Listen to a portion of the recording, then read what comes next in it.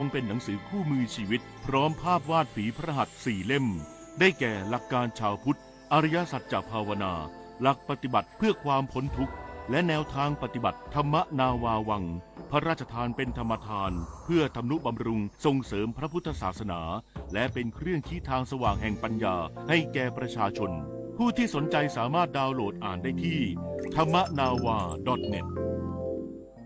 นี่คือแบบทดสอบทักษะการรู้เท่าทันสื่อว่าคุณมีมากแค่ไหน 1. ฟังเนื้อหาอะไรเชื่อทันทีใช่หรือไม่ 2. เห็นข้อมูลที่คิดว่าดีมีประโยชน์มือไวอยากแชร์หรืออยากกดลิงก์นั้นทันทีใช่หรือไม่ 3. เชื่อหมดใจไม่สนแหล่งที่มาของข้อมูลใช่หรือไม่หากตอบว่าไม่ทั้งหมดขอแสดงความยินดีเพราะคุณมีภูมิคุ้มกันการถูกชักจูงจากสื่อต่างๆไม่ตกเป็นเหยื่อของข้อมูลข่าวปลอมง่ายๆทักษะการรู้เท่าทันสื่อเปรียบเสมือนอาวุธสำคัญของผู้บริโภคข่าวสารรุ่นใหม่ในยุคปัจจุบันไม่มีฟันกินอะไรก็ไม่อร่อยกระแสพระราชดำรัสพระบาทสมเด็จพระบรมชนกาธิเบศรมหาภูมิพลอดุลยเดชมหาราชบรมนาถบพิตรก่อให้เกิดโครงการรากฟันเทียมพระราชทานจากน้ำพระราชฤทัยที่ทรงห่วงใยราษฎรผู้สูญเสียฟันแต่ขาดโอกาสในการรักษาให้กลับมามีสุขภาพช่องปากที่ดีมีรอยยิ้มที่สดใสกินข้าวได้อร่อยรากฟันเทียมความสุขพระราชทานเรามาเชิญชวนทำกิจกรรมเดินวิ่งการกุศล9ด้วยธรรมครั้งที่ 9 ครับซึ่งจะจัดขึ้นในวันที่ 9 พฤศจิกายนนี้มาร่วมกันเยอะๆเพราะว่าเป็นสิ่งที่ดีมากๆช่วยเหลือโรงพยาบาลทั้ง 19 โรงพยาบาลก็มาร่วมวิ่งทำบุญกันเยอะนะครับติดตามที่เพจ9ด้วยธรรมนะครับดูรายละเอียดมาสมัครมาร่วมกันได้ครับเรามีวิ่งกัน2ระยะมี5กิโลแล้วก็ 10.5 กิโลสามารถร่วมบุญกันได้ค่ะก็อยากให้ทุกคนเนี่ยมาวิ่งมาร่วมทำบุญมาสนุกกันเยอะๆนะครับ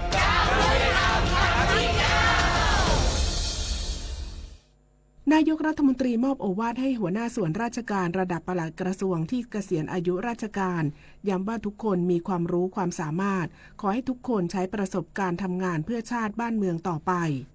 นายปิยวัฒน์ศิวลักษณ์เลขาธิการคณะกรรมการข้าราชการพลเรือนนำหัวหน้าส่วนราชการระดับปลัดกระทรวงที่เกษียณอายุราชการจำนวน6 คนเข้าพบนายอนุทินชาญวิรากูลนายกรัฐมนตรีและรัฐมนตรีว่าการกระทรวงมหาดไทยเพื่ออำลาตำแหน่งโดยนายกรัฐมนตรีกล่าวมอบโอวาทว่าแม้ทุกคนจะเกษียณอายุราชการแต่เชื่อว่ายังคงมีพละกำลังที่จะทำงานร่วมกันเพื่อชาติบ้านเมืองต่อไปตามการร้องขอของราชการส่วนตัวยินดีให้การสนับสนุนเพราะทุกคนมีประสบการณ์ความรู้ความสามารถและเคยร่วมงานมาก่อนพร้อมยอมรับว่าเสียดายแต่ทุกคนต้องมีวาระการทำงานเชื่อว่าจะได้พบและทำงานร่วมกันเพื่อชาติบ้านเมืองอีกโดยขออย่าทิ้งบ้านเมืองให้ทุกคนทำงานเพื่อชาติบ้านเมืองต่อไปจากนั้นนายกรัฐมนตรีได้มอบของที่ระลึกให้กับปลัดกระทรวงที่เกษียณอายุราชการพร้อมถ่ายภาพร่วมกันเป็นที่ระลึกภายในตึกไทยคู่ฟ้าทำเนียบรัฐบาลผลิตนาถขวัญแสนสุขรายงานแม่ทัพภาคที่ 2ไม่ห่วงสถานการณ์ชายแดนไทยกัมพูชาหลังเกษียณอายุราชการระบุยังเป็นที่ปรึกษาให้กองทัพบกและเชื่อมั่นในแม่ทัพภาคที่ 2คนใหม่พลโทบุญสินภาคกลางแม่ทัพภาคที่ 2ยืนยันว่าไม่ห่วงสถานการณ์ตามแนวชายแดนไทยกัมพูชาแม้กำลังจะเกษียณอายุราชการในอีกไม่กี่วันข้างหน้าเนื่องจากยังคงอยู่เป็นที่ปรึกษาของผู้บัญชาการทหารบกรวมทั้งแม่ทัพภาคที่ 2คนใหม่ก็เคยเป็นรองแม่ทัพและอยู่ในพื้นที่มาตลอดสามารถปฏิบัติงานได้อย่างต่อเนื่องขณะที่การทำงานร่วมกับรัฐบาลก็เป็นไปในแนวทางเดียวกันอยู่แล้วระบุว่าเตรียมลงพื้นที่ไปติดตามสถานการณ์และจะอยู่ในพื้นที่จนกระทั่งวันสุดท้ายของอายุราชการส่วนกรณีที่นายกรัฐมนตรีระบุว่า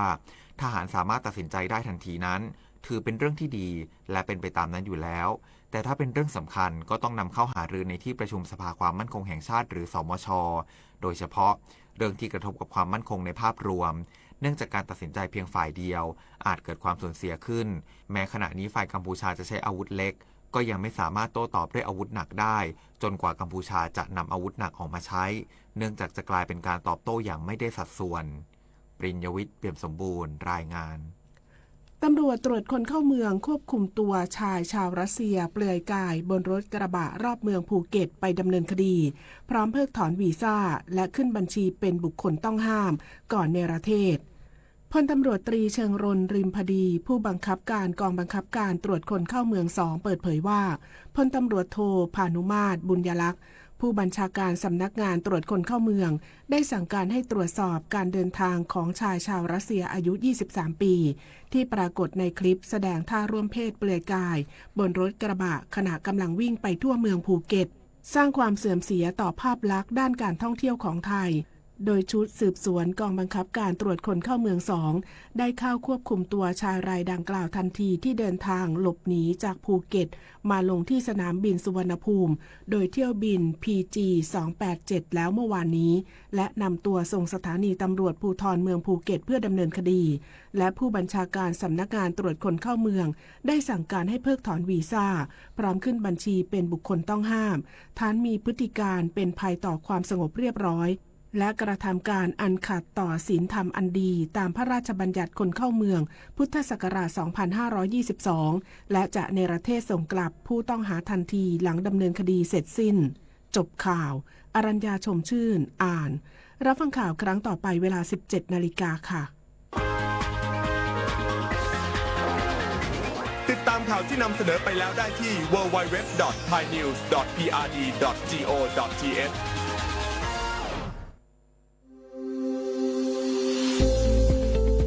หลากหลายข้อมูลข่าวสารจากรัฐจัดเต็มข่าวเด่นในพื้นที่เมืองเหนือ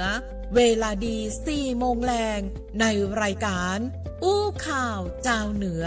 ต่างสถานีวิทยุแห่งประเทศไทยภาคเหนือตอนบน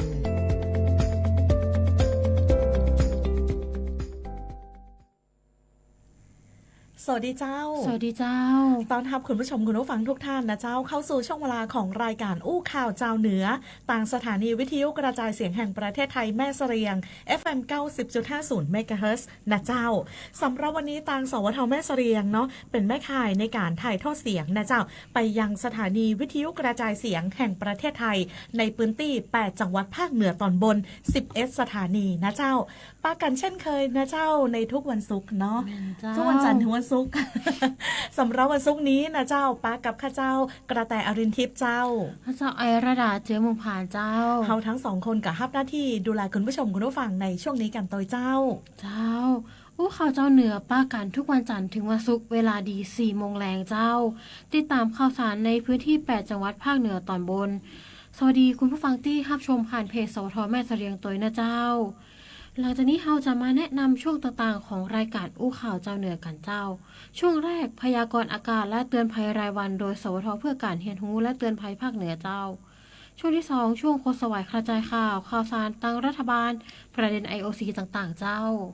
ช่วงข่าวสารบ้านเฮานะเจ้าช่วงแรกเนาะก็จะติดตามข้อมูลข่าวสารในพื้นที่จังหวัดเชียงใหม่ละปูลำปางแล้วก็แม่ฮ่องสอนนะเจ้าแล้วก็ช่วงที่2นะเจ้าเฮาจะไปติดตามข้อมูลข่าวสารในพื้นที่จังหวัดเชียงรายพะเยาแล้วแป้แล้วก็น่านตยนะเจ้าสำหรับแผ่น1ช่วงที่ผ่านมาได้นะเจ้าอยากจะให้ทุกท่านได้ติดตามกันตยนะเจ้าช่วงปลาแอลเมืองเหนือนะเจ้าเฮาทั้ง2คนนะเจ้าก็จะพาทุกท่านไปแอลประเพณีออกว่าเทศกาลออกภาษาประจำปี 2568 กันตยนะเจ้าสืบสานอัตลักษณ์ล้านนาตะวันตกแห่งเดียวในประเทศไทยนะเจ้าที่อำเภอแม่เสรียงจังหวัดแม่ฮ่องสอนเจ้าช่วงนี้เฮาก็ไปติดตามช่วงพยากรณ์อากาศและเตือนภัยรายวันโดยสวทเพื่อการเรียนรู้และเตือนภัยภาคเหนือเจ้าอู้ข่าวเจ้าเหนือช่วงพยากรณ์อากาศและเตือนภัยรายวันโดยสวทเพื่อการเรียนรู้และเตือนภัยภาคเหนือ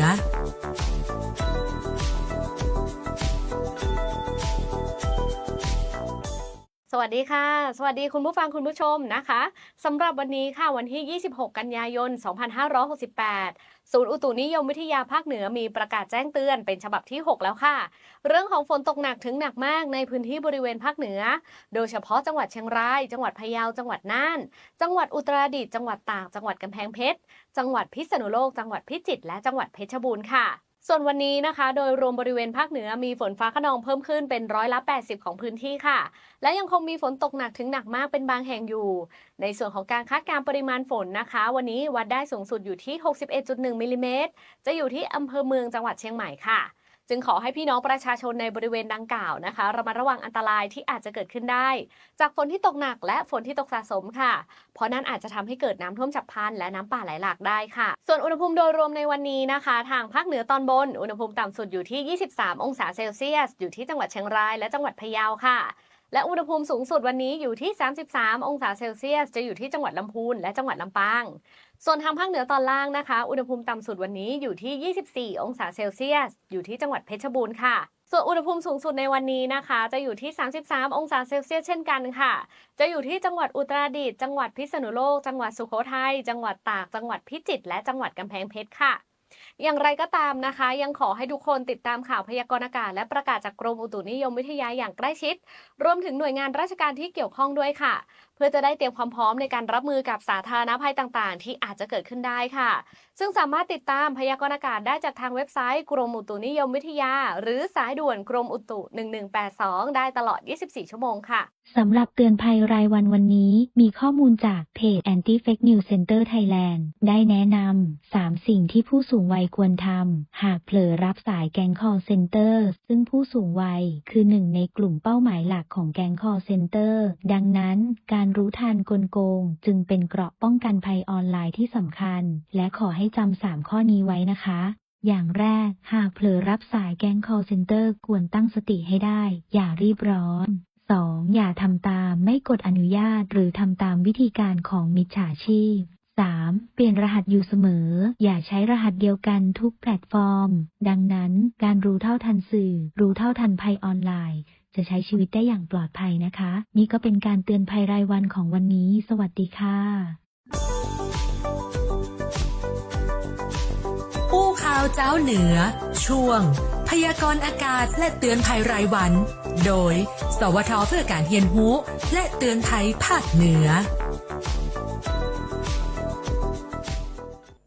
ขอบคุณสองสาวพยากรณ์กันโตยนะเจ้าโดยสวท.เพื่อการเรียนรู้และเตือนภัยภาคเหนือนะเจ้าช่วงต่อไปนะเจ้าเราจะไปติดตามข่าวสารจากต่างรัฐบาลในช่วงคดสวายกระจายข่าวเจ้าอู้ข่าวเจ้าเหนือช่วงคดสวายกระจายข่าว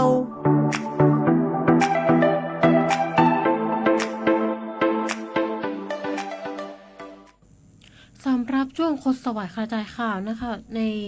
ข่าวแรกนะคะเราก็จะปาไปที่คนละครึ่งเฟสแรกเจ้าคนละครึ่งเฟสแรก33ล้านสิทธิ์เช็คเลยใครได้พ่องนะเจ้าถือบัตรสวัสดิการแห่งรัฐได้เพิ่ม 2,000 บาทเจ้าพาราดอนเปิดแผนเร่งใช้งบประมาณปี 2568 ชี้คนละครึ่งเฟสแรกรวม 50,000 ล้านบาทเจ้าตั้งเป้า33ล้านสิทธิ์ถือบัตรสวัสดิการแห่งรัฐ13ล้านสิทธิ์เจ้าได้ 2,000 บาทคนทั่วไปได้20ล้านสิทธิ์เจ้าเมื่อเวลา 8:15 นาทีของวันที่26กันยายน 2568ที่ทำเนียบรัฐบาลนายพาราดอนปริศนานันทกุลรัฐมนตรีประจำสำนักนายกรัฐมนตรีในฐานะกำกับดูแลสำนักงบประมาณเปิดเผยว่าในคณะนี้ได้พูดคุยกับนายอนันต์แก้วกำเนิดผอ.สำนักงบประมาณรวมถึงการปรึกษากับนายอนุทินชาญวิรากูลนายกรัฐมนตรีกับรัฐมนตรีว่าการกระทรวงมหาดไทยนะเจ้าถึงการใช้งบประมาณในปี 2568 ที่จะสิ้นสุดงบประมาณในวันที่30กันยายนนี้นะเจ้าว่ามีงบประมาณหลงเหลืออยู่ประมาณ 60,000 ล้านบาทก็จะแบ่งเป็นงบสำรองฉุกเฉินอีกส่วนหนึ่งก็จะใช้ในโครงการคนละครึ่งเฟสแรกเจ้าโดยจะให้กลุ่มผู้ถือบัตรสวัสดิการแห่งรัฐก่อนประมาณ13ล้านคนเจ้าวงเงินประมาณ 22,000 กว่าล้านบาทเจ้าโดยที่จะเพิ่มจากเดือนละ300 บาทเป็น 2,000 บาทเจ้านอกจากนั้นก็จะเป็นกลุ่มบุคคลทั่วไปรวมถึงการใช้งบประมาณปี 2569 มาเพิ่มเติมประมาณ 25,000 ล้านบาทเจ้านายสิริพงษ์อังคสกุลเกียรติเจ้ารองหัวหน้าพรรคภูมิใจไทยก็ได้เปิดเผยถึงรายละเอียดผู้ได้สิทธิโครงการคนละครึ่งเฟสแรกว่ามีประมาณ33ล้านสิทธิ์แบ่งเป็นกลุ่มที่มีรายได้น้อยถือบัตรสวัสดิการแห่งรัฐ1 13 ล้านสิทธิ์นะเจ้าและประชาชนทั่วไปถึง20 ล้านสิทธิ์เจ้านอกจากนี้ก็มีเงื่อนไขว่าหากเป็นประชาชนที่อยู่ในโครงการคนละครึ่งเฟส 5 ในอดีตนะเจ้าก็ต้องไปยืนยันตัวตนและไปลงทะเบียนใหม่ตัวนะเจ้าเมื่อถามถึงรัฐมนตรีว่าการกระทรวงการคลังก็ระบุว่าคนละครึ่งเฟส 2จะมีก็นายสิทธิพงศ์ก็ระบุว่ามีแน่นอนแต่ตอนนี้ท่านรัฐมนตรีก็ได้รับนโยบายจากนายกรัฐมนตรีคือดูคนละครึ่งก่อนนะเจ้าซึ่งจะเป็นอย่างไรก็ต้องติดตามชมให้จบเฟสแรกก่อนนะเจ้าคาดว่าจะจบในช่วงธันวาคมหรือมกราคมนี้นะเจ้านายสิริพงศ์ได้กล่าวไว้เจ้าก็ถือว่าเป็นแหมหนึ่งโครงการนะเจ้าที่พี่น้องประชาชนก็เฝ้ารอกันขนาดเพราะว่าเสียงตอบรับก็ดีเนอะคนละครึ่งนะเจ้าแหมหนึ่งเรื่องนะเจ้าที่อยากจะอู้จ่าประชาสัมพันธ์คือคุณผู้ชมคุณผู้ฟังได้รับรู้รับทราบกันตัวนะเจ้าเข้าไปพอสถานการณ์ชายแดนไทยกัมพูชากันพ่องเจ้าจากการรายงานของศูนย์ปฏิบัติการกองทัพภาคที่2นะเจ้ายังตรวจพบการละเมิดข้อตกลงหยุดยิงของฝ่ายกัมพูชาอย่างต่อเนื่องทั้งเรื่องของการใช้อาวุธเพื่อการยั่วยุการเพิ่มเติมอาวุธยุทโธปกรณ์การยิงปืนเล็กนะเจ้าขว้างลูกระเบิดใกล้แนวรั้วหนามทั้งที่จังหวัดศรีสะเกษและก็จังหวัดสุรินทร์กันต่อยนะเจ้าถือว่าเป็นการพยายามสร้างสถานการณ์ให้ฝ่ายไทยได้ตอบโต้ด้วยอาวุธนะเจ้าเพื่อนำไปสู่การสร้างความชอบธรรมในการปฏิบัติการทางทหารต่อฝ่ายไทยแล้วก็เพื่อสร้างภาพในเวทีนานาชาตินะเจ้าว่าฝ่ายไทยเป็นฝ่ายที่ริเริ่มการปฏิบัติการทางทหารและฝ่ายกัมพูชาเป็นผู้ถูกกระทำนะเจ้าซึ่งฝ่ายไทยนะเจ้าก็ได้ใจความอดทนอดกลั้นเนาะบัตอบโต้นะเจ้าแล้วก็บัประมาณเนอนะเจ้าเฝ้าระวังแล้วก็สังเกตสถานการณ์อย่างใกล้ชิดกันโดยส่วนสถานการณ์ที่จังหวัดตราดนะเจ้าทางด้านของนายสุเมธตะเพียนทองในอำเภอบ่อไร่ก็ได้สั่งการให้ทุกภาคส่วนเข้าเวรยามรักษาความปลอดภัยในสถานที่ราชการเตรียมพร้อมเคลื่อนย้ายประชาชนไปยังพื้นที่ปลอดภัยนะเจ้าในกรณีที่เกิดเหตุการณ์ปะทะตามแนวชายแดนแล้วก็ขอให้ประชาชนนะเจ้าได้ติดตามข่าวสารจากทางราชการและก็หน่วยงานความมั่นคงอย่างใกล้ชิดเตรียมเอกสารสำคัญแล้วก็สิ่งของที่จำเป็นเนาะใส่กระเป๋าให้พร้อมหากว่ามีคำสั่งให้อพยพให้ออกจากพื้นที่นะเจ้าคณะที่กองป้องกันชายแดนที่501ภูมิภาคทหารที่5ของกัมพูชาได้ส่งหนังสือตอบกลับข้อเสนอจากหน่วยเฉพาะกิจนาวิกโยธินตราดอย่างเป็นทางการนะเจ้ายอมรื้อถอนบ้าน1หลังและแก้ไขคูเลตนะเจ้าตามข้อเรียกร้องแต่ปฏิเสธรื้อบ้านประชาชนอีก2หลังนะเจ้าคูเลตคืออย่างนะเจ้าคูเลตก็คือแนวที่คุดลงในพื้นดินเพื่อใช้เป็นที่กำบังและกับป้องกันกำลังพลจากการโจมตีของฝ่ายตรงข้ามนั่นเองนะเจ้า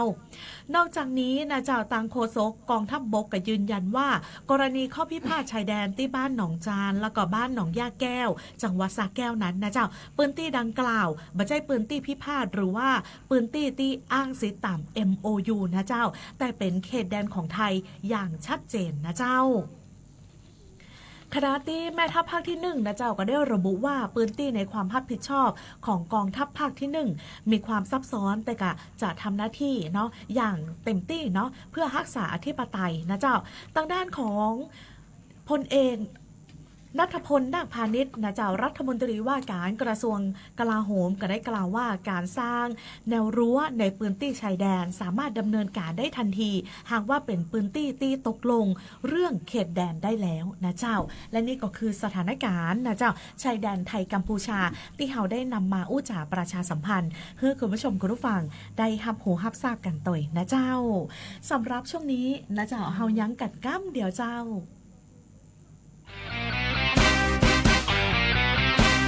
อู้ข่าวเจ้าเหนือช่วงข่าวสารบ้านเฮาเจียงใหม่ลำปูนลำปางแม่ฮ่องสอน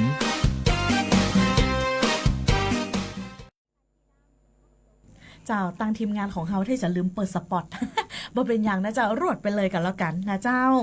ช่วงข่าวสารบ้านเฮานะเจ้าเจียงใหม่ลำปูนลำปางแม่ฮ่องสอนในช่วงนี้นะเจ้ามีข้อมูลข่าวสารอย่างที่น่าสนใจพ่องเจ้าเราจะไปเริ่มกันตีแรกเลยนะเจ้าที่จังหวัดเจียงใหม่เจ้าผู้อำนวยการโครงการชลประทานเจียงใหม่ลงพื้นที่ติดตามการระบายน้ำผ่านประตูระบายน้ำในแม่น้ำปิงกำชับเจ้าหน้าที่เฝ้าระวังตลอด24 ชั่วโมงเลยเจ้า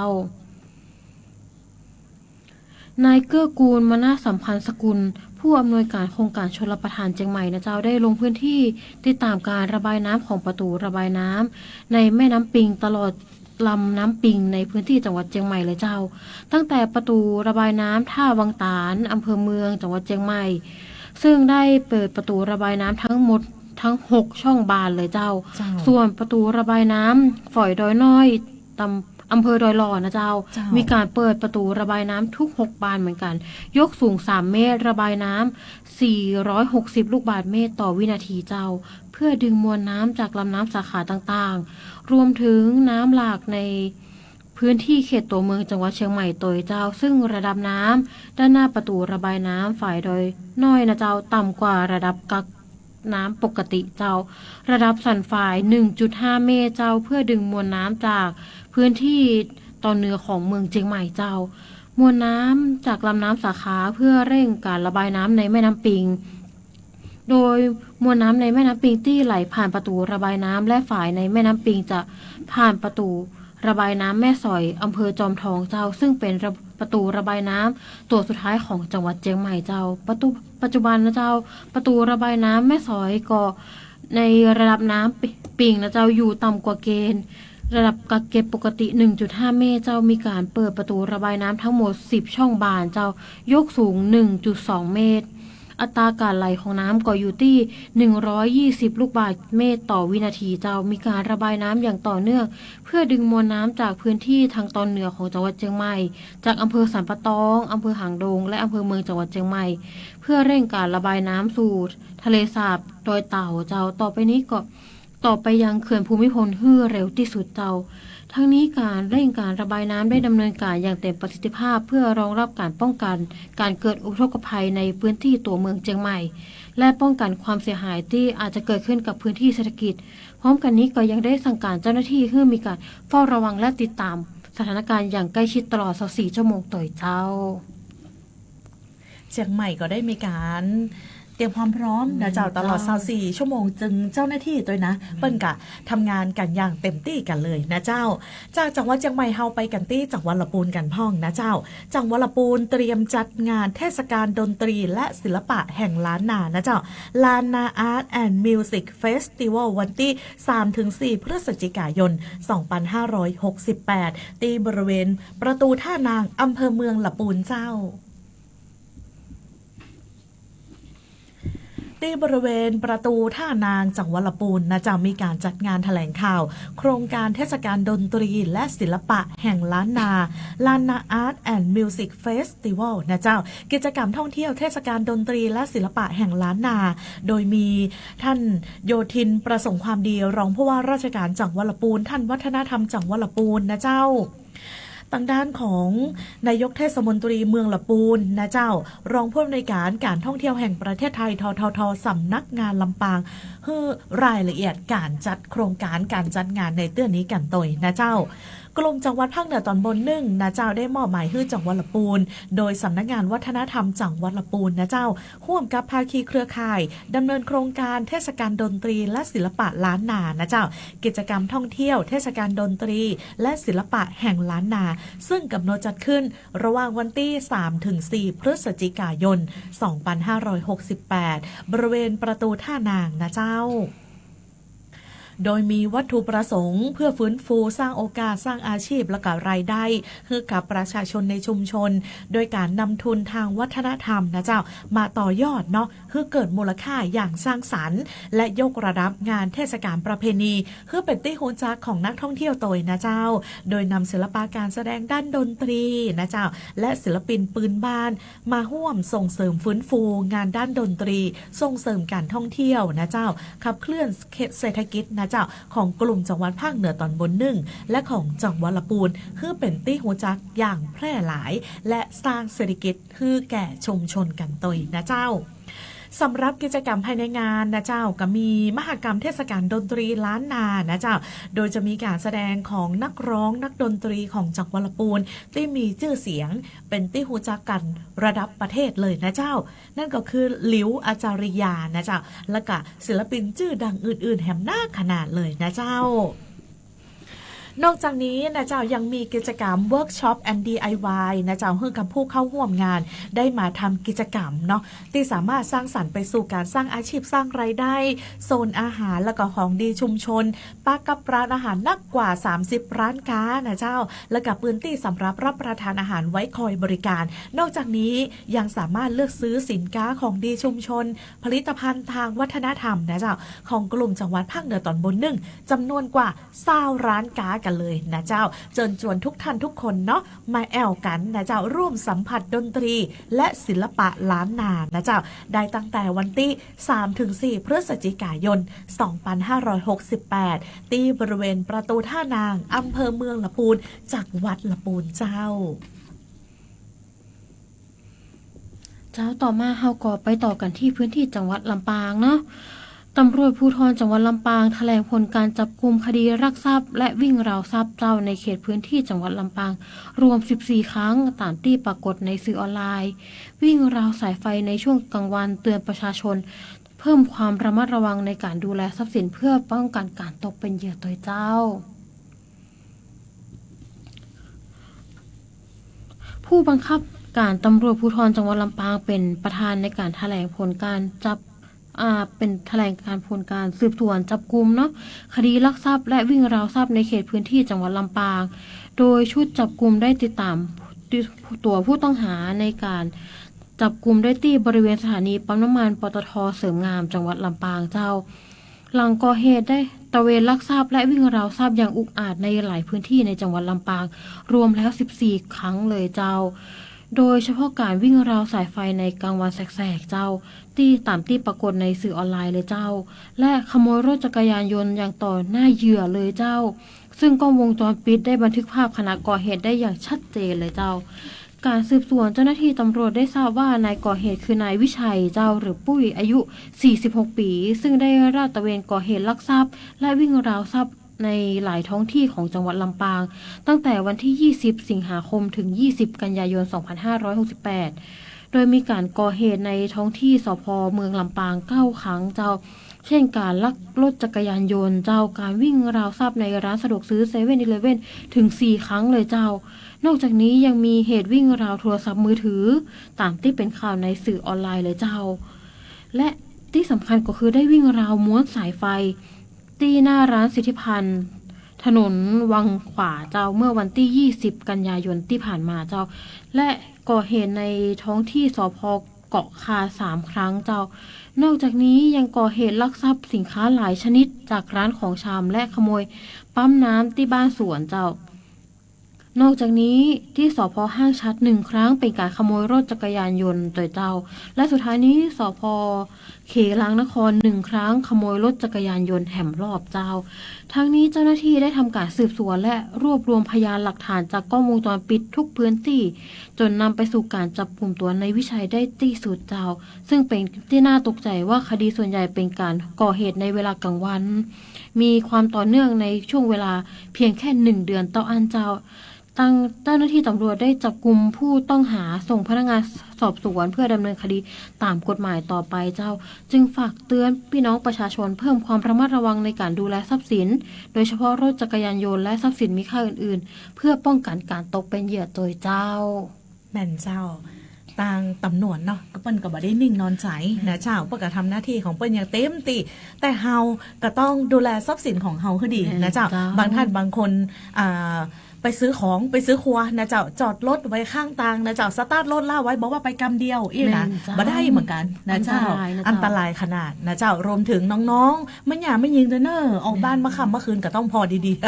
ๆ เป็นโฮมเป็นใยกันนะเจ้าจากจังหวัดลำปางนะเจ้าเฮาไปกันที่ จังหวัดแม่ฮ่องสอนกันเจ้าผู้ว่าราชการจังหวัดแม่ฮ่องสอนนะเจ้ามอบทุนมูลนิธิคุณพุ่มปี 2568 แก่เด็กพิการในพื้นที่นะเจ้าจำนวน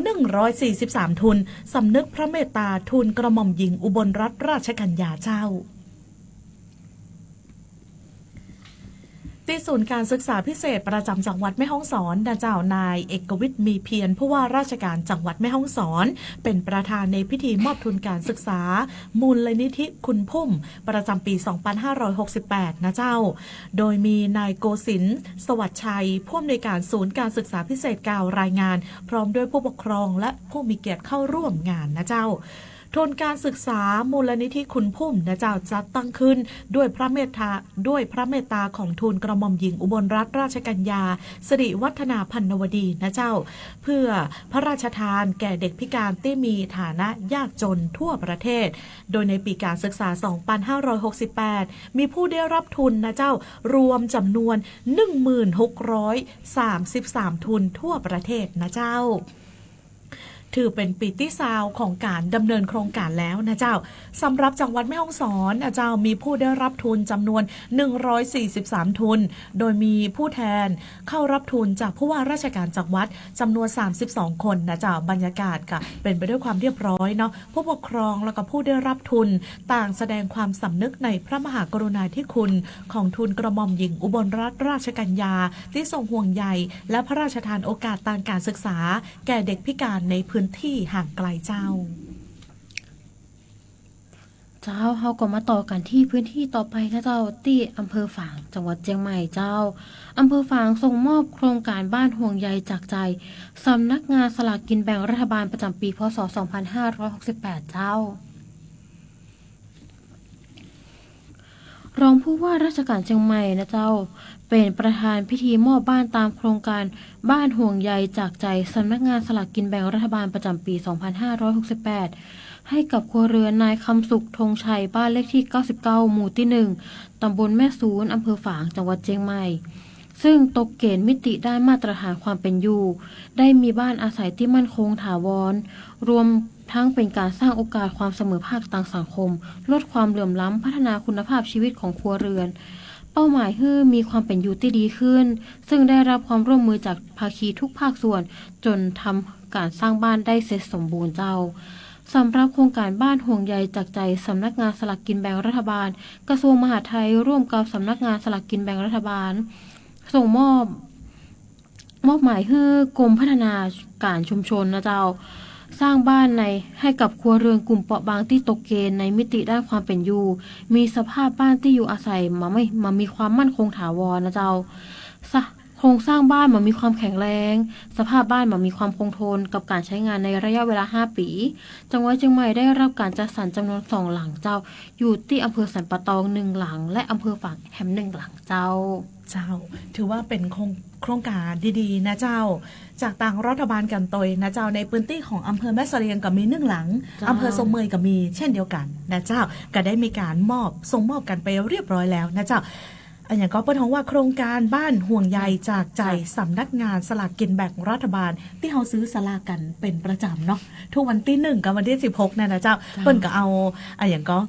จากตรงเนี้ยเนาะมาสร้างบ้านนะเจ้าฮือกับผู้พิการผู้สูงอายุนะเจ้าที่บ้านมามั่นคงมาแข็งแรงนะเจ้าก็ถือว่าเป็นการได้บุญไปแหมแบบนะเจ้าจากอำเภอฝางเข้ามาที่ทางแม่เสลียงนะเจ้าหมวดทางหลวงแม่เสลียงนะเจ้าเปิดเส้นทางสัญจรทางหลวงแผ่นดินหมายเลข1194แม่เสลียงแม่สำแลบนะเจ้าพร้อมจัดเครื่องจักรนะเจ้าเฝ้าระวังดินสไลด์ปิดทับเส้นทางเจ้านายภาสกรจินดารัตน์นะเจ้าหัวหน้าหมวดทางหลวงแม่เสลียงเปิดเผยว่าภายหลังจากที่เกิดฝนตกหนักในพื้นที่ตำบลแม่สำแลบอำเภอสมเมยจังหวัดแม่ฮ่องสอนนะเจ้าแล้วก็มีดินสไลด์ปิดทับเส้นทางบนทางหลวงแผ่นดินหมายเลข1194แม่เสลียงแม่สำแลบต่อเนื่องหลายจุดนะเจ้าโดยเฉพาะบริเวณบ้านห้วยกองกาดถึงบ้านแม่สำแลบนะเจ้าโอ้เจอีเลเนอร์นะเจ้าแล้วก็เปิ้นก็ได้มีการเคลียร์เส้นทางกันตยนะเจ้าเพื่อบ่ให้พี่น้องประชาชนในพื้น ที่ได้รับความเดือดร้อนนะเจ้า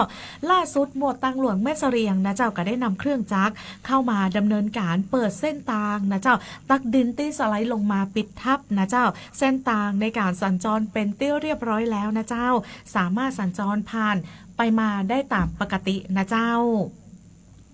และนอกจากนี้เนาะขอแจ้งเตือนประชาสัมพันธ์ให้กับพ่อแม่พี่น้องประชาชนนะเจ้าต้องระมัดระวังในการเดินทางเนาะในช่วงที่ฝนตกนักๆนี่นะต้องชะลอความเร็วของรถลงเลยนะเจ้าเนื่องจากว่าสภาพดินนั่นก็มีความชุ่มน้ำอาจจะเนี่ยคือเกิดดินสไลด์ลงมาต่อเนื่องได้หากว่ามีฝนตกระยะเวลานานนะเจ้าเนาะหลายที่หลายตางนะเจ้าช่วงนี้ก็ยังมีฝนตกกันอยู่เนาะในพื้นที่บ้านเฮานะเจ้าช่วงนี้เฮายังกันก้ามเดียวนะเจ้าเดี๋ยวเฮาไปติดตามสิ่งที่น่าสนใจจากทางรายการสักกำนะเจ้าเฮาไปฟังสปอตกันก่อนแล้วก็เฮาจะมาติดตามข้อมูลข่าวสารกันต่อเจ้าทุกวันนี้ใครๆก็ใช้ไลน์แต่จะดีกว่าไหมถ้ารู้ข้อมูลข่าวสารแจ้งเตือนภัยผ่านแอปไลน์ได้ด้วย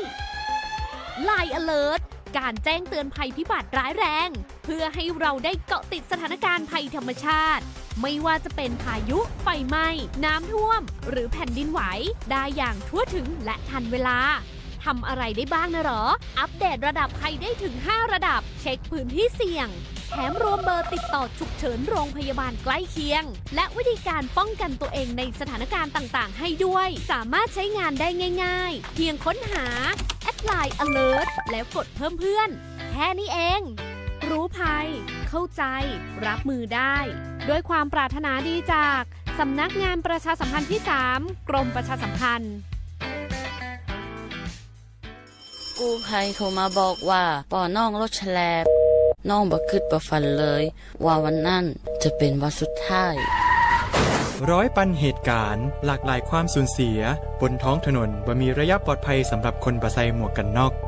69% หมวกกันน็อกช่วยลดความรุนแรงของการบาดเจ็บศีรษะและสมอง 39% หมวกกันน็อกช่วยลดความเสี่ยงในการเสียชีวิตของคนขับและคนซ้อนท้ายปีครับน้องขอให้ปีขี่รถปลอดภัยถูกวินัยจราจรใส่หมวกกันน็อกทุกครั้งตัวนะครับอย่าปล่อยให้คำขอนี้เป็นแค่ลมปากมาร่วมใจกันลดอุบัติเหตุความสูญเสียโดยการใส่หมวกกันน็อกบ่ว่าจะขับตั้งใกล้ตั้งไกลเพื่อลดความเสี่ยงเพิ่มความปลอดภัยให้กับตัวเฮาและก็คนที่เฮาฮักตัวนะครับด้วยความปรารถนาดีจากสำนักงานประชาสัมพันธ์ที่3กรมประชาสัมพันธ์ในช่วงนี้นะเจ้าเราจะมาติดตามข่าวสารบ้านเฮานะเจ้าเจียงไฮ้พะเยาแป้น่านเจ้าอู้ข่าวเจ้าเหนือช่วงข่าวสารบ้านเฮาเจียงไฮ้พะเยาแป้น่านเราก็มาเริ่มกันในพื้นที่จังหวัดเจียงไฮ้เนาะสำหรับช่วงนี้จังหวัดเจียงไฮ้จัดกิจกรรมวันพระราชทานธงชาติไทยสร้างความภาคภูมิใจและน้อมรำลึกในพระมหากรุณาธิคุณรัชกาลที่6เจ้าวันที่ 26 กันยายน 2568 บริเวณหน้าเสาธงสารกลางจังหวัดเจียงไฮ้นายชรินทร์ทองสุขผู้ว่าราชการจังหวัดเจียงไฮ้พร้อมด้วยนางศินินาถทองสุขเจ้านายกเหล่ากาชาดจังหวัดเจียงไฮ้รองผู้ว่าราชการจังหวัดเจียงไฮ้หัวหน้าส่วนราชการข้าราชการเจ้าหน้าที่และบุคลากรจากทุกสังกัดในพื้นที่ร่วมกันเคารพธงชาติร้องเพลงชาติไทยและประดับธงชาติไทยตามสถานที่ราชการและสถานที่ที่สำคัญต่างๆเจ้าเนื่องในวันพระราชทานธงชาติไทยเพื่อแสดงถึงความภาคภูมิใจและน้อมรำลึกในพระมหากรุณาธิคุณของพระบาทสมเด็จพระมงกุฎเกล้าเจ้าอยู่หัวรัชกาลที่6เจ้าผู้ทรงพระราชทานธงไตรรงค์ให้เป็นธงชาติไทยเจ้าในวันพระราชทานธงชาติไทยตรงกับวันที่18 กันยายนของทุกปีโดยธงชาติถือเป็นสัญลักษณ์ของสูงสุดเลยเจ้าของประเทศที่มีการประกาศในสมัยรัชกาลที่6เมื่อพ.ศ. 2460 เจ้าได้รับการพระราชทานชื่อว่าธงไตรรงค์มีความหมายเชื่อมโยงกับสถาบันหลักของชาติเจ้าได้แก่สีแดงหมายถึงชาติสีขาวหมายถึงศาสนาและสีน้ำเงินหมายถึงพระมหากษัตริย์เจ้าท ทั้งนี้ธงไตรรงค์นับเป็นสัญลักษณ์แห่งความเป็นหนึ่งอันเดียวกันของประชาชนชาวไทยที่สะท้อนถึงการเสียสละของบรรพบุรุษที่ปกปักรักษาแผ่นดินไทยตลอดจนความภาคภูมิใจของคนไทยที่มีต่อสถาบันชาติศาสนาและพระมหากษัตริย์เจ้าจากจังหวัดเชียงไฮ้เฮาไปกันที่จังหวัดพะเยาพ่องนะเจ้าคุณผู้ชมคุณผู้ฟังเจ้าจังหวัดพะเยาจัดกิจกรรมวิ่งไปเที่ยวไปกับแม่บ้านมหาดไทยประจำปี 2568 ส่งเสริมการออกกำลังกายและกระตุ้นการท่องเที่ยวในพื้นที่จังหวัดพะเยาเจ้านายรัฐพล นราดิศรผู้ว่าราชการจังหวัดพะเยานะเจ้าพร้อมด้วยนางวิยดานราดิศรประธานแม่บ้านมหาดไทยจังหวัดพะเยาเนาะนายบำรุงสังขาวรองผู้ว่าราชการจังหวัดพะเยาในอำเภอหัวหน้าส่วนราชการและสมาชิกชมรมแม่บ้านมหาดไทยจังหวัดพะเยาร่วมกิจกรรมวิ่งไปเที่ยวไปกับแม่บ้านมหาดไทยประจำปี 2568 นะเจ้าเพื่อส่งเสริมการออกกำลังกายและดูแลสุขภาพของประชาชนให้มีสุขภาพร่างกายที่แข็งแรงนะเจ้าและก็ยังเป็นการประชาสัมพันธ์และส่งเสริมการท่องเที่ยวภายในจังหวัดพะเยากันโดยเน้นการท่องเที่ยวเชิงสุขภาพนะเจ้าผ่านการจัดกิจกรรมเดินวิ่งนะเจ้าเตวล่นเพื่อให้นักท่องเที่ยวได้สัมผัสกับธรรมชาตินะเจ้าและบรรยากาศที่สวยงามของจังหวัดพะเยาบริเวณลานอนุสาวรีย์พ่อขุนงำเมืองริมกว้านพะเยาอำเภอเมืองพะเยาจังหวัดพะเยาดูบรรยากาศนี่โอ้งดงามกันแต่เลยนะเจ้าทั้งนี้จังหวัดพะเยาขอเชิญชวนประชาชนทุกกลุ่มนะเจ้าทุกเพศทุกวัยนะร่วมกิจกรรมวิ่งไปเที่ยวไปกับแม่บ้านมหาดไทยแล้วแชร์ภาพความประทับใจผ่าน Facebook ของทุกท่านพร้อมกับติดแฮชแท็กนะเจ้าวิ่งไปเที่ยวไปกับแม่บ้านมหาดไทยเพื่อร่วมกันส่งเสริมสร้างสุขภาพและการขับเคลื่อนการท่องเที่ยวของจังหวัดพะเยาอย่างยั่งยืนกันต่อยนะเจ้าต่อมาเราก็มาต่อกันที่จังหวัดแพร่เนาะหลายหมู่บ้านในอำเภอสูงเมนจังหวัดแพร่เจ้าสูงเม่นนะสูงเม่นจังหวัดแพร่เจ้าร่วมใจกันประดับธงชาติไทยแสดงถึงความรักชาติและความภาคภูมิใจในชาติไทยเนื่องในวันพระราชทานธงชาติไทยเจ้าตามที่คณะรัฐมนตรีได้มีมติเมื่อวันที่20กันยายน2559เห็นชอบกำหนดให้วันที่28กันยายนของทุกปีเป็นวันพระราชทานธงชาติไทยรวมถึงกำหนดให้การมีการชักธงและประดับธงชาติไทยในวันดังกล่าวตัวนะเจ้าเพื่อเป็นการแสดงความภาคภูมิใจของคนในชาติและเป็นการน้อมรำลึกถึงพระมหากรุณาธิคุณของพระบาทสมเด็จพระมงกุฎเกล้าเจ้าอยู่หัวที่ทรงพระราชทานธงไตรรงค์ให้เป็นธงชาติไทยเจ้าหลายหมู่บ้านในพื้นที่อำเภอสูงเม่นจังหวัดแพร่นะเจ้าจึงได้ร่วมใจกันประดับธงชาติไทยตามบ้านเรือนและจุดต่างๆในหมู่บ้านเช่นหมู่ที่10นะเจ้าผู้ใหญ่บ้านและผู้ช่วยผู้ใหญ่บ้านก็พร้อมคณะกรรมการผู้ใหญ่บ้านก็ได้ร่วมการประดับธงชาติไทยในหมู่บ้านเจ้าทางด้านของผู้ใหญ่บ้านหมู่ที่1ตำบลสูงเม่นก็พร้อมชุดชรบเจ้าและคณะกรรมการหมู่บ้านได้ร่วมกันประดับธงชาติไทยในบริเวณป้ายชุมชนสาระอเนกประสงค์ศูนย์อสมและบ้านผู้นำในท้องที่เจ้าเชิญชวนประชาชนในหมู่บ้านร่วมกันประดับธงชาติไทยตามบ้านเรือนตัวเลยเจ้าทั้งนี้จังหวัดแพร่ก็ได้จัดกิจกรรมเนื่องด้วยวันพระราชทานธงชาติไทยด้วยการเชิญชวนให้ข้าราชการและเจ้าหน้าที่ร่วมเชิญธงชาติไทยและเคารพธงชาติในวันจันทร์ที่29กันยายน2568เวลา 8 นาฬิกาเพื่อแสดงถึงความรักชาติและความภาคภูมิใจในชาติไทยตัวเจ้าโอ้ดีแต่เลยนะเจ้าต่างจังหวัดแปร่เนาะ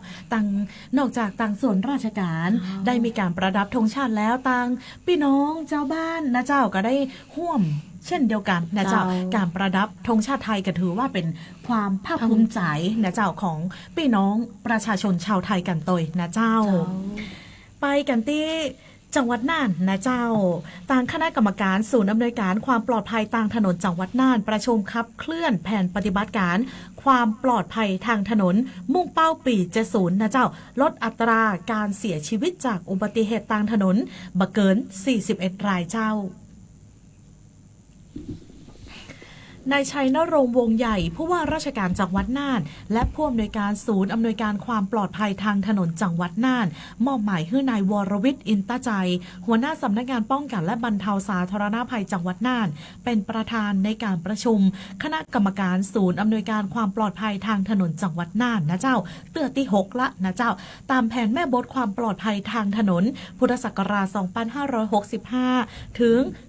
2570 นะเจ้าโดยที่ประชุมก็ได้มีการหารือตามกรอบแนวทางของแผนแม่บทความปลอดภัยทางถนนและแผนปฏิบัติการความปลอดภัยทางถนนนะเจ้าพุทธศักราช 2566 ถึง 2570 นะเจ้าโดยเน้นการป้องกันและก็ลดพฤติกรรมเสียงนะเจ้าของผู้ขับขี่รถเครื่องเนี่ยนะเนาะแล้วก็การใช้อุปกรณ์ความ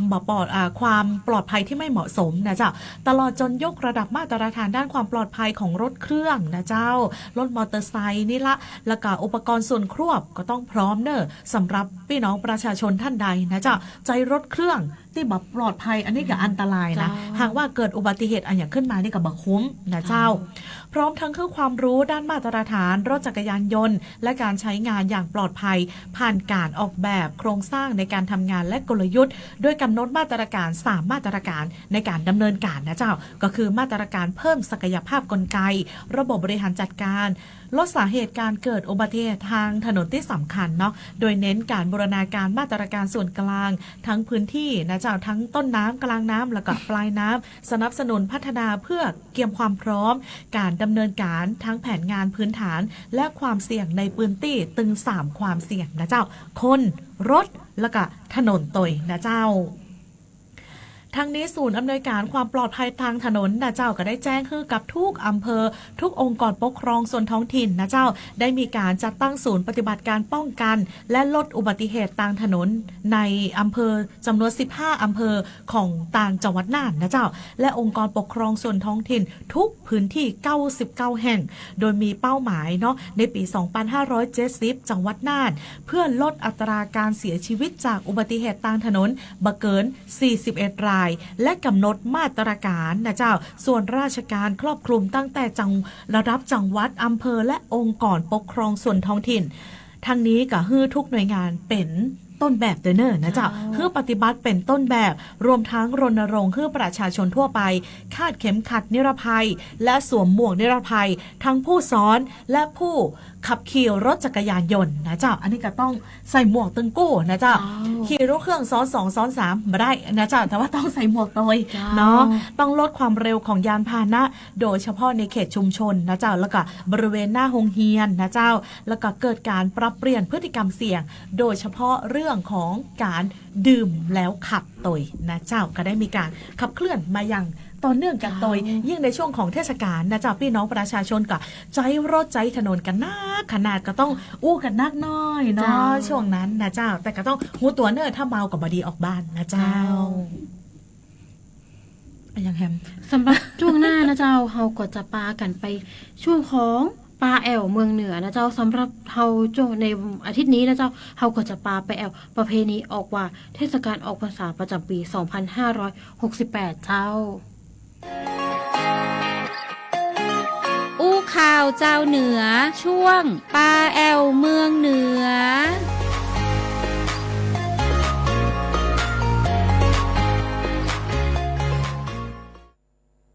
เข้าสู่ในช่วงนี้กันแล้วนะเจ้าช่วงปลาแอวเมืองเหนือในรายการอู้ข่าวเจ้าเหนือวันนี้ต่างทีมงานสวท.แม่เสรียงของเฮาจะพาทุกท่านนะเจ้าเจิญจวนเนาะเจิญจวนมาแอวกันนะเจ้าประเพณีออกว่าเทศกาลออกพรรษาประจำปี 2568 นะเจ้าร่วมกันสืบสานอัตลักษณ์ล้านนาตะวันตกแห่งเดียวในประเทศไทยที่อำเภอแม่เสรียงจังหวัดแม่ฮ่องสอนกันตยนะเจ้าสำหรับประเพณีออกว่าเทศกาลออกพรรษาอำเภอแม่เสรียงประจำปี 2568 กำหนดจัดขึ้นในระหว่างวันที่ 6 ถึง 8 ตุลาคม 2568 นะเจ้าเพื่อเผยแพร่ขนบธรรมเนียมประเพณีวัฒนธรรมของอำเภอแม่เสรียงและสนับสนุนนะเจ้ามรดกต่างวัฒนธรรมประเพณีอันดีงามที่สืบทอดมาช้านานจนเป็นเอกลักษณ์นะเจ้าและยังเป็นการส่งเสริมการอนุรักษ์ตลอดจนการสนับสนุนสินค้า1 ตำบล 1 ผลิตภัณฑ์ซึ่งจะก่อให้เกิดประโยชน์ทุกด้านแก่ชาวอำเภอแม่เสรียงกันเตยเจ้า เจ้าการจัดงานออกหวานนะเจ้าประเพณีออกหวานในปีนี้ก็มีกิจกรรมที่น่าสนใจนะเจ้าได้แก่การตักบาตรพระสงฆ์ในเวลาตี 4ตลอดทั้ง3วันเลยเจ้าเป็นเอกลักษณ์ทางวัฒนธรรมของอำเภอแม่เสรียงที่มีแห่งเดียวในโลกตัวนะเจ้ากิจกรรมขบวนแห่เทียนแหงหรือแห่เทียนพันเล่มเจ้าจ่ายมั่วครัวหอมสืบฮี่สารหอยย้อนรอยออกว่าและวิถีชีวิตชนเผ่าที่ลานวัฒนธรรมอุทยารมนะเจ้าอุทยารมเจ้าหรือวัดจองสูงเจ้าและวัดศรีบุญเรืองการแสดงพิธีเปิดมนต์แม่เสรียงเจ้ากิจกรรมถนนคนเดินเจ้าและนิทรรศการจากหน่วยงานต่างๆตลอดจนช่วงงานประเพณีออกหวานเลยเจ้าจะมีการประดับโคมหลากหลายรูปแบบและซุ้มราชวัตรอย่างสวยงามตามท้องถนนและบ้านเรือนทั่วทั้งอำเภอแม่เสรียงเลยเจ้าแม่นเจ้าก็ถือว่าเป็นงานใหญ่ของอำเภอแม่เสรียงกันตยนะเจ้าก็เชิญชวนทุกท่านมาแอลกันได้เนาะทั้งนี้ประเพณีออกว่านะเจ้าก็ถือว่าเป็นงานประเพณีออกภาษานะเจ้าตามความเชื่อของเจ้าอำเภอแม่เสรียงโดยคำว่าออกว่าก็หมายถึงออกจากหน้าฝนนะเจ้าออกจากฤดูฝนโดยงานประเพณีออกว่าเจ้าอำเภอแม่เสรียงที่อยู่ต่างถิ่นก็จะเดินทางปิกบ้านนะเจ้าปิกภูมิลำเนาเพื่อร่วมทำบุญแล้วก็ร่วมงานประเพณีออกว่ากับครอบครัวประเพณีออกว่าอำเภอแม่เสรียงเป็นเอกลักษณ์ทางวัฒนธรรมที่มีเพียงแห่งเดียวในโลกโดยเจ้าอันนี้ก็ถือว่าเป็นสีสันนะเจ้าของแม่เสรียงเลยก็ว่าได้นะเจ้าก็จะมีตึงโกมเนาะที่มีความงดงามนะเจ้าช่วงนี้กับเปิ้นกับติดโกมกันละนะเจ้าเริ่มติดโกมกันละในพื้นที่ของอำเภอแม่เสรียงนะเจ้าก็จะมีการลองไฟเนาะในวันที่1 ตุลาคม 2568นอกจากนี้ยังมีสลากาชาติด้วยเนอะนะเจ้าฉบับละ20 บาทตาอันสำหรับท่านไหนที่สนใจก็สามารถซื้อกันได้ลุ้นรางวัลกันได้20 บาทมาแปลงนะเจ้ามีรางวัลกว่า300รางวัลเลยนะเจ้าแม่นเจ้าจวนกันนะเจ้ากี่คืนกี่วันก็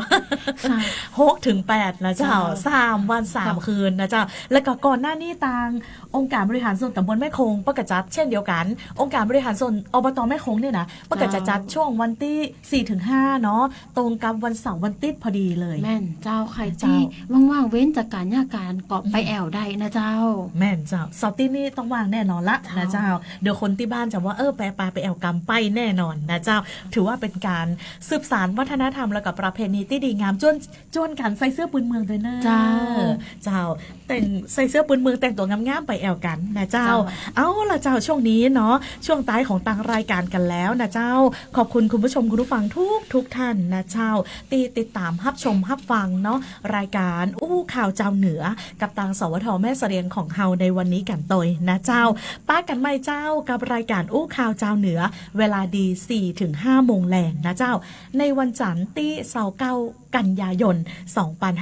2568นะเจ้ากับป้ากับสวทพะเยาเนาะป้ากับไอ้แก้วแล้วก็บ่าวดรีมกันตยนะเจ้าแล้วก็ลืมอู้ไปเองก็ช่วงนี้ก็ถือว่าเป็นห่วงของเดือนสุดท้ายของปีงบประมาณ 2568 กันแล้วนะเจ้าสำหรับปี้ที่มีอายุครบ60 ปีก็จะเกษียณอายุราชการเจ้าในช่วงนี้ล่ะเจ้าในเดือนนี้เลยนะเจ้าบางท่านบางคนกับลายาวเลยจันทร์อังคารนี่หมอมาล่าล้วนลายาวเลยนะเจ้าก็ขอให้ปีทุกคนนะเจ้ามีความสุขนักๆเนาะเดินทางเข้าสู่ถนนหมายเลข61นะเจ้าอย่างมีความสุขกันตยและที่สำคัญบดีลืมมูเฮาเจ้าสวทกันตยนะเจ้าเอาละเจ้าสำหรับวันนี้ข้าเจ้ากระแตอรินทิพย์เจ้าไอระดาเจเมืองผ่านเจ้าเฮาทั้ง2 คนพร้อมทีมงานสวทแม่เสรียงทุกท่านลากันไปก่อนแล้วป้ากันใหม่นะเจ้าโชคดีมีความสุขกันนักๆนะเจ้าสำหรับวันนี้สวัสดีเจ้าสวัสดีเจ้าติดตามรับฟังรายการอู้ข่าวเจ้าเหนือได้ทุกวันจันทร์ถึงวันศุกร์เวลาดี 4 โมงแรงทางสวทลำปาง FM 97 เมกะเฮิรตซ์สวทลำพูน FM 95 เมกะเฮิรตซ์สวทพะเยา FM 95.25 เมกะเฮิรตซ์สวทแป้ FM 91 เมกะเฮิรตซ์สวทน่าน FM 94.75 เมกะเฮิรตซ์สวทเชียงใหม่ FM 98 เมกะเฮิรตซ์และ AM 639 กิโลเฮิรตซ์ สวทฝาง FM 89.25 เมกะเฮิรตซ์สวทเจียงไฮ้ FM 95.75 เมกะเฮิรตซ์สวทแม่ฮ่องสอน FM 104 เมกะเฮิรตซ์สวทแม่เสรียง FM 90.5 เมกะเฮิรตซ์และสวทเพื่อการเรียนรู้และเตือนภัยภาคเหนือ AM 549 กิโลเฮิรตซ์และเพจ Facebook ของแต่ละสถานีเนอร์ครับ ไปกันที่เมืองลำปางไปกันที่เมืองลำปางเครื่องปั้นลือน้ำถ้วยชามกาไก่นั่งรถมาไปแอวบ้านชมเมืองฝึกจางลือเรื่องบ้านเมืองศรัทธาพากันไหว้สาพระธาตุลำปางหลวงกำจุนหนุนดวงรุ่งเรืองหน้าที่ของฝากมากมีแวะตีต้มเกวียนเจิญพันแวะเวียนถนนคนเดินกองตา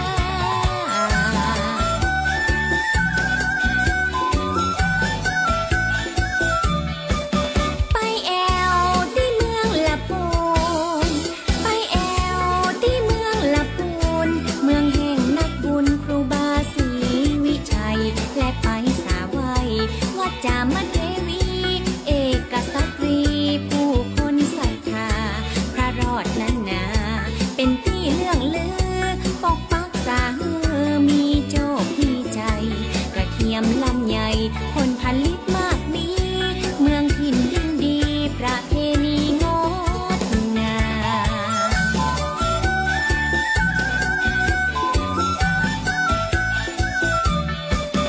กล่าวมาตั้งมดตั้งมวลกล่าวมาตั้งมดตั้งมวลเป็นเพียงบางส่วนนำมาบอกเล่าท้องถิ่นบ้านเฮาสัปปะมากมีอู้ถึงของดีมากมีนักแลเจิญจวนพ่อแม่พี่น้องเอาอาคือท่านได้มาปากันไปแอว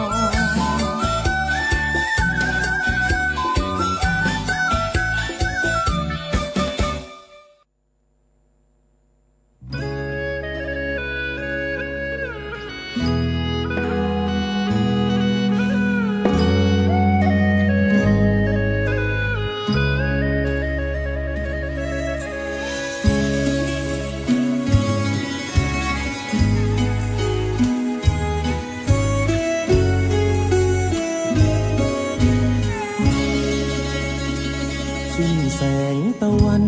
ดอกบัวตองก็ยังคอยคู่บ้านรักไทยอยู่คู่อยู่นานไม่เคยเปลี่ยนแปลงจะตามหาเธอแสงสุดท้ายไปทุกหนแห่งไปตามลายแทงที่เธอให้ไว้รอหน่อยเธอจ้าตรวจสอบแกะรอยว่าแสงสุดท้ายอยู่แม่ห้องสอนขับรถตะลอนเป็นพันโค้งเพื่อไปตามหาจอดวัดน้ำมูมาถึงปลายไรชมละดาเอารูปให้เขาดูว่าชื่ออินสยามรู้จักบ้างไหม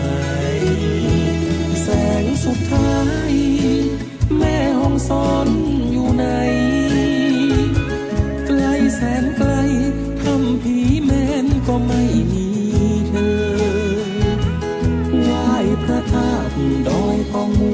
ให้ได้พบเจอศพเมยละเมอคิดถึงเธอสาวปากกาเกยสิ้นแสงตะวันลายแทงว่าอยู่บ้านจอท่าจึงไม่รอช้าผ่านขุนยวมและแม่ลาน้อยสู่แม่เสรียงตำบลแม่คงโชมโยงรอคอยแม่สาละวินล่องลอยเรือรักลำน้อยจึงได้พบเธอ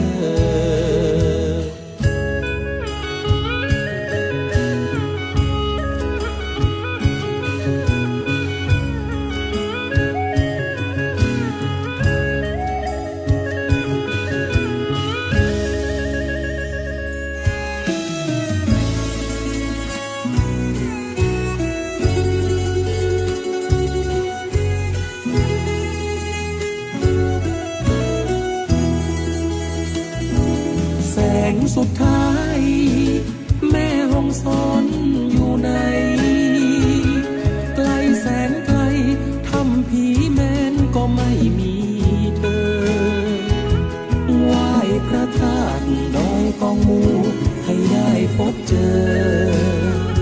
ศพเมยละเมอคิดถึงเธอสาวปากกาเกยอสิ้นแสงตะวันลายแทงว่าอยู่บ้านจอท่าจึงไม่รอช้าผ่านขุนยวมและแม่ลาน้อยสู่แม่เสรียงตำบลแม่คงโชมยงรอคอยแม่สาละวินล่องลอยเรือรักลำน้อยจึงได้พบเธอแสงสุดท้ายที่แม่ห้องสอนคือแสงสุดท้ายของประเทศไทย